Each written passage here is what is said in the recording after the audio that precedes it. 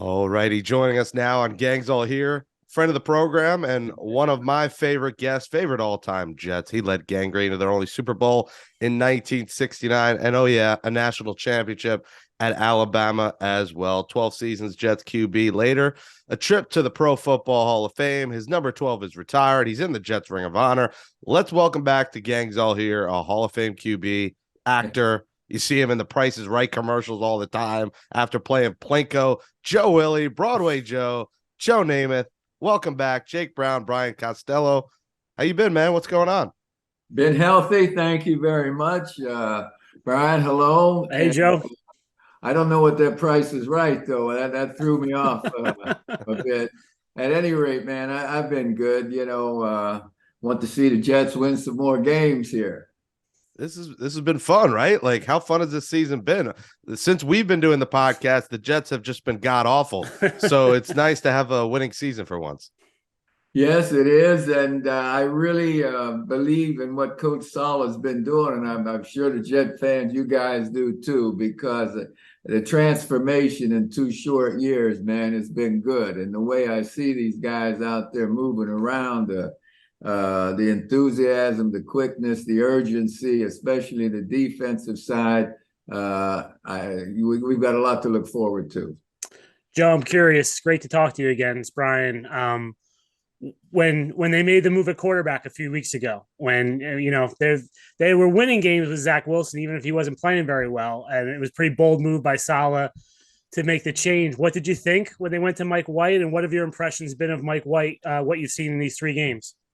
Well, I think most of us fans, Jet fans, questioned Zach's play up to that point. I mean, I know what the record was and the wins, but still, you got to go along with what the coaches decided, because they know more than we fans know. They see things. They know what they're supposed to do. They're more critical of the performances, and justifiably. So I don't think they would have made the change had the team not felt it necessary. When I say the team, possibly some players, I mean, they don't hide things from one another. You're naked in that locker room in more ways than one, man. They're working every day. And so I think the move was necessary. And at this point, I don't know for sure if Mike White's healthy enough to play. I think the question is for us fans here, what are we going to see this week? I mean, you've noticed it, Joe, the kind of exuberance in the locker room, like guys calling him an effing warrior, Mike effing White, all the names for him. What kind of jolt can that bring to a locker room when you change quarterbacks and the offense suddenly starts moving like they have? Well, of course, they felt like they should be playing better, and then Mike had a good start there. Now, Lady Luck is cruel sometimes with injuries, as witnessed by our offensive line, our running back, and hey, we've had some bad luck with injuries, and a lot of teams have. I don't know Mike's status right now, if he's healthy enough to contribute. Do you guys know, have they announced anything about the starting quarterback this week? Well, they're hopeful, Joe. It's Wednesday. We're recording this Wednesday morning, so we'll see if he's on the field in a few hours from now. But they were hopeful on Monday that he'd be able to practice. And Mike White has 1-year-old twins, right? So I asked him Monday, "How you feeling?"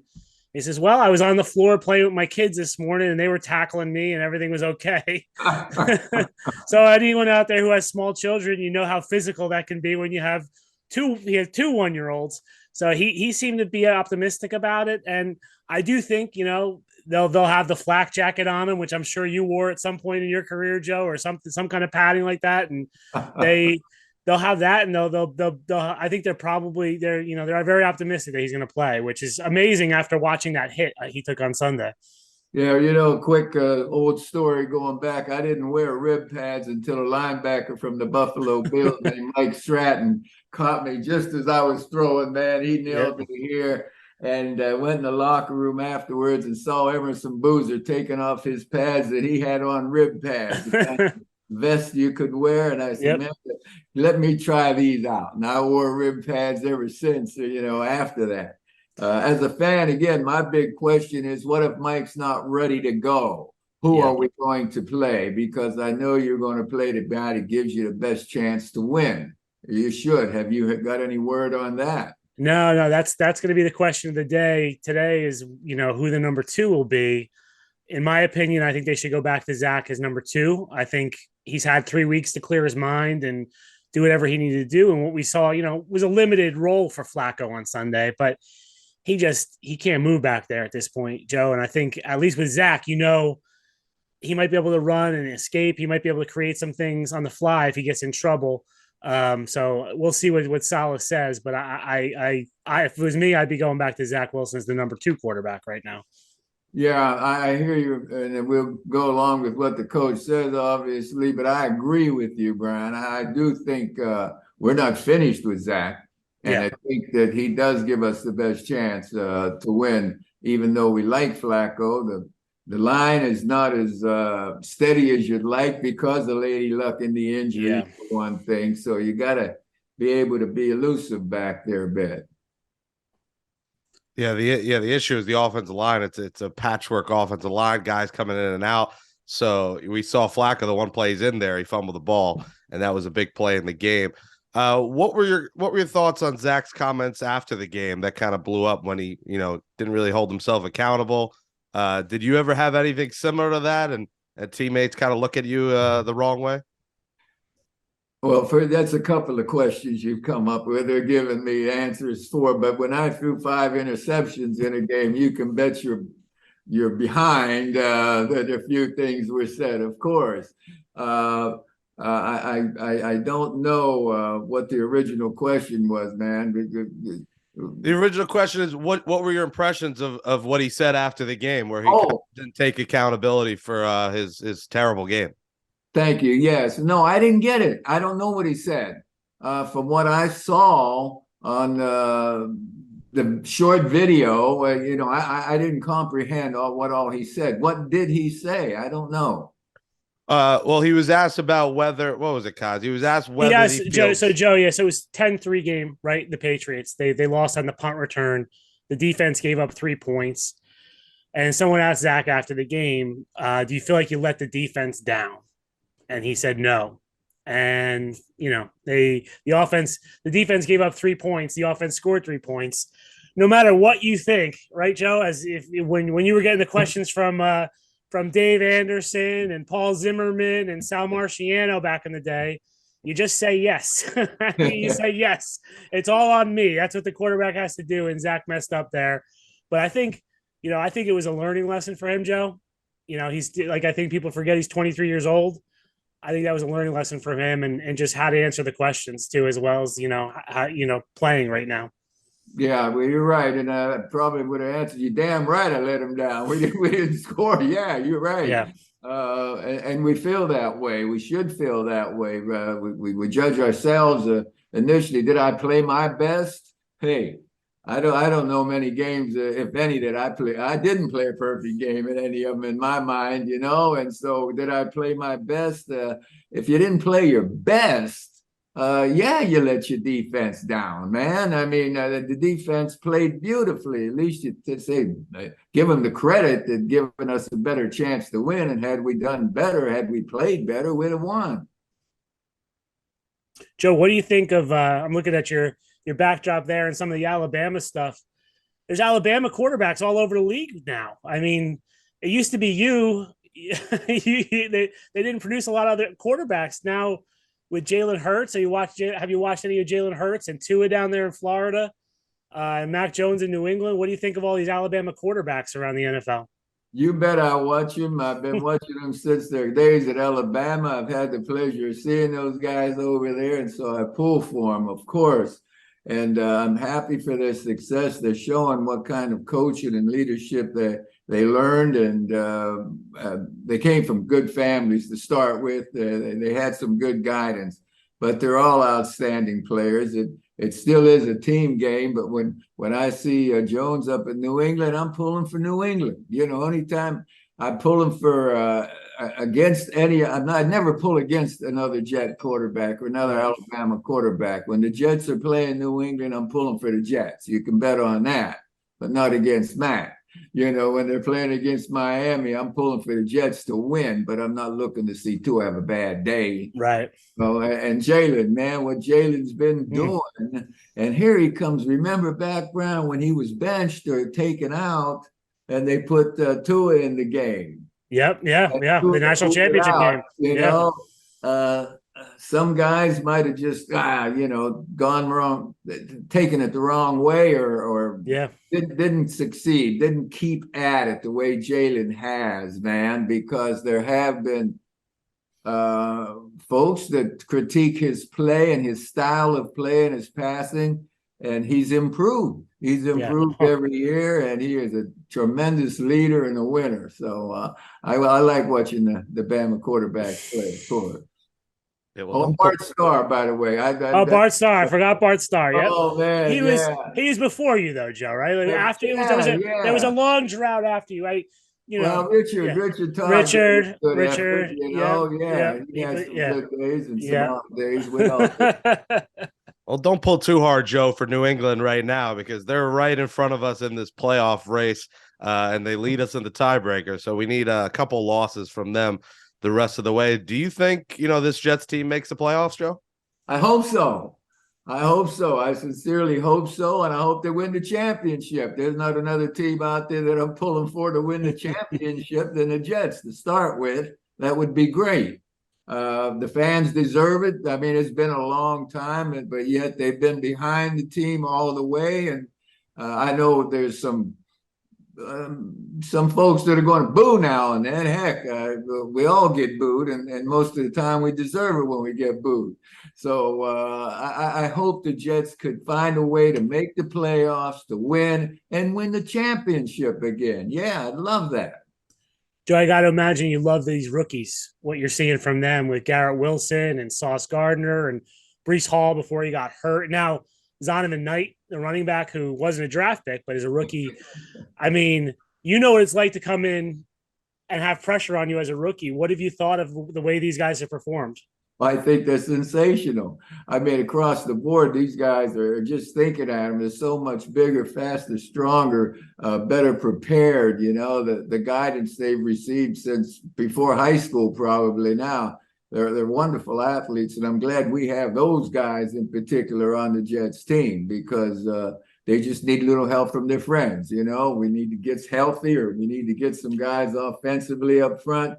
I'm hoping Williams' his leg is all right. Is he going to be all right? He's 50-50 right now, but it's not, at first it looked like, oh boy, that could be real bad. He'll be back he's a question if he'll be back this week. He might miss a game, but he's going to be okay this season. So.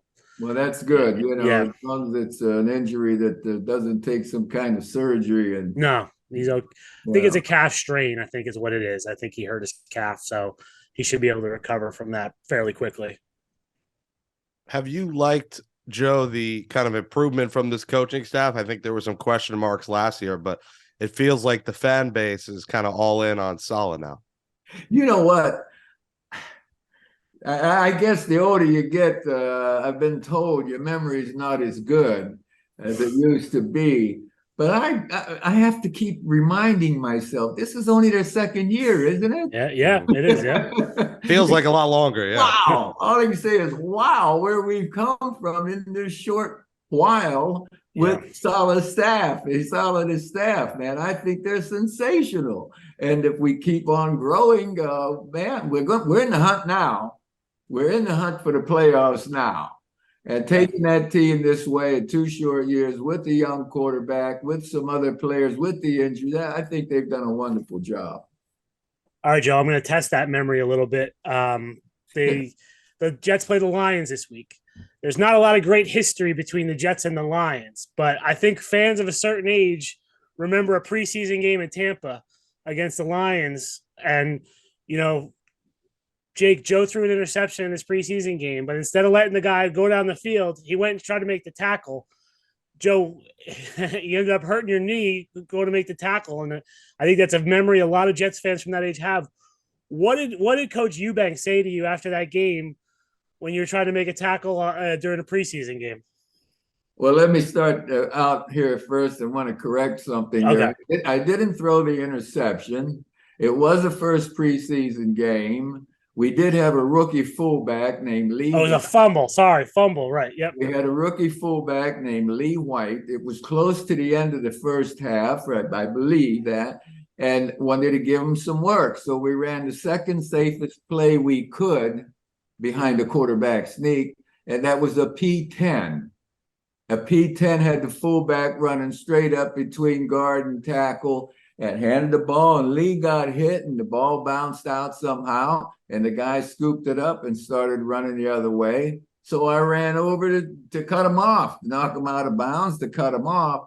And whatever, I think it was Lucci that picked the ball up. Yep, Mike Lucci, yep. And whenever we got over the sideline, Mike started to cut back, and so I got my arm around his waist, and I got flipped horizontally in the air. And then the other, maybe Paul Newmoff, the linebacker, had left his feet, and his helmet hit me right on my left knee, man, and tore ligaments. And that was one of the worst knee injuries I had because it damaged the nerve also on my left leg. And, you're playing instinctively. I mean, that's the way we played the game. Now, giving it thought, knowing what's going to happen, no, I wouldn't do that. I'd have knelt down with the ball instead of giving Lee a chance to, up in there. But that was freak. And no, he didn't say anything. Yeah. We played, he was out there playing to win. Well, sorry I gave you an interception you didn't throw. I apologize for that. I actually thought about that in the summer, Joe. I don't know if you were watching the preseason game when Zach Wilson got hurt against the Eagles, and he scrambled, and he cut back inside. And as he cut back inside, his knee gave out. And the coaches after the game were saying, "Oh my God, like, what are you doing? Like, it's a preseason game. Run out of bounds, just run out of bounds." And Zach kind of said, "Well, that's how I play football. Like, I'm trying to get the extra yard, whether it's August 8th or February 2nd, and so, and I've heard about that story before against Detroit. And weird that it was in Tampa Bay, Joe, the Jets Lions in Tampa Bay in August. It must have been interesting, but I apologize for giving you that interception. No, well, all right. And I saw Zach too, and I said, "What are you doing?" when he did that. Yeah. I mean, how many times over these recent years, the last 20 or whatever, you see guys running out of bounds? I mean, it's smart. It's at times you don't take that now. That's growing into the realization to protect yourself for the next play of the team. Right. Yeah. So cutting back, that was immaturity. That's an effort, good effort. Yeah, but excuse me, it's up here too. What's between the ears? There's a little bit of lack of maturity there, and he learned from it, and hopefully he's healed 100% from it. Did you notice in your career the first few years you might have been a little immature, and then you grew up, because this is New York City, the biggest market, the spotlight's all on you? Did you notice a growth process like after year one or year two? No, I didn't. I thought I was mature, man. We live and learn as we go along. If you're mature at 22 years old, what are you at 25 or 30? You stop learning, you stop getting experiences that you learn from. I had great coaches, though, and I always knew things start at home, first of all, and I was lucky at home. And the team was, we always wanted to be a star. We always wanted to play anybody. You wanted to be the best. And playing in high school, I had a great high school coach, man, that led us to a championship. And by junior year, when he came, we were in a meeting, and he was talking about us winning a championship. And he also said a thing that was so important for me, because it was the realization of what I had been doing since I was a kid. He says, "Guys, dream about it. If you dream about it, you can make it happen. It's all right to dream about winning. It's all right to dream about doing things, but you got to go out there and work. But dreaming about it is that's fine, man." And I thought to myself, wow, that's great, because I dreamt about playing football in high school and in college, and pro ball, man. I thought about it, daydreaming, sitting around, whatever. And that was okay to dream. It's okay. And in a way, it taught me that, put some expectations on yourself and make it happen. Help make it happen. And if you don't dream about it, may never happen. You know, if you dream about it, you might make it happen. Be a part of something that'll make it happen. Well, follow up on that quick. You say dream about it. Jets fans are dreaming of a Super Bowl. Can you take us through the celebration, 1969, the parade, the aftermath of winning? Because then that ended up being, I don't know if that carried over. It must have. The Knicks win, the Mets win. It's a great year for New York. Wow. I'd love to hear about the parade and the celebration after the Super Bowl. Oh, okay. Specifically, that's New York, man. We were the second football team in New York. The Giants justifiably had the admiration and the fan base there in New York, and the Jets, the AFL came in late, you know, a lot later than the Giants. But the Giants had the fans around town, number one fans, and the Jet fans grew with us. They got together initially out there in Flushing, you know, in New Jersey, and they came from Connecticut. They grew with us. But in that New York moment, you mentioned certainly the Knicks and the Mets too. After it was just wonderful. In '69, that was the year. It was in January when we won the championship. And when we got back there and they talked about a parade, that was wonderful. But we didn't have a parade. It was actually we got down on the steps somewhere, a library or some official building, and Mayor Lindsay congratulated us, and there were a lot of people out there, you know, a lot of people in the crowd, Bryant Park maybe, or someplace like that. And it felt real good. And we did become a major part of New York City at that time. And then we had a chance to play the Giants. Now, they call it a preseason game, an exhibition game. But Yale Bowl was 80,000 plus. There was standing room only there, and it was no exhibition game to us. It was no practice game to us. And we handled them quite well that day, and we established ourselves as the best team in town. And if you can do it there, you can do it anywhere. New York. Love it. Love it. Awesome, Joe. Awesome. Thanks for joining us. Kaz, I never knew there was no parade. Did you know that? I think I knew that they had a parade, right? They had a parade for the astronauts, right, Joe? Didn't they? I think they had a parade for the astronauts. They get one, but the Jets don't. What the hell is that about? Yeah. I didn't know even that. Columbus had a parade. Come on, look at that history. I didn't realize that the Jets didn't have one, because either the Mets one is famous, Jacob. You've seen pictures of Seaver going down, waving, yeah. Yep. So, but I guess, I've never seen anyone, yeah. We need our first one, Joe. Our first one, coming years. That would be a good idea. Let's do it. And if we win the championship, by God, we'll promote that parade. And if the mayor doesn't do it, I don't think he'll get a next term.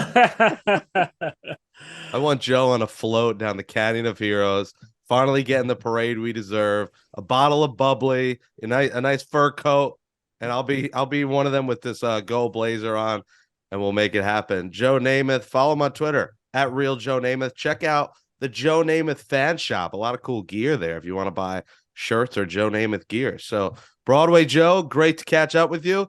Let's go Jets, and hopefully we'll talk to you come playoff time. Thank you, guys. I've enjoyed it, and anytime you want to talk, let me know.